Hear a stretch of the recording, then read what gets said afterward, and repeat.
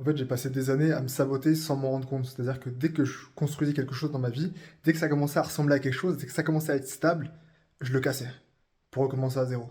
Et en fait, je me rends compte aujourd'hui de pourquoi en fait je faisais ça. Déjà, c'est clair que quand tu commences un truc ou recommences un truc, il y a un pic d'intensité. Il se passe plein de choses d'un coup, c'est hyper motivant. T'as l'impression d'avancer très très vite. Et dès que tu atteins un certain niveau, en fait, t'es à un palier et tu commences à avancer vraiment très très très doucement et ça devient complètement désespérant.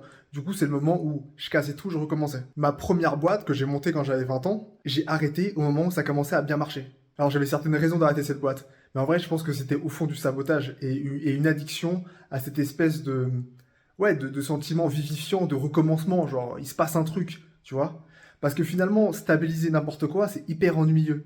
Parce que ça demande finalement de te lever tous les matins, de faire toujours plus ou moins la même chose, sans avoir forcément de résultats, ou en tout cas des résultats qui sont pas très visibles. Et donc ça, c'est tout nouveau pour moi, genre que je fais du sport depuis 3 ans quasiment tous les jours. Là, je monte une boîte, j'ai vraiment une vision, tu vois, à 5 ans, voire à 10 piges pour cette boîte.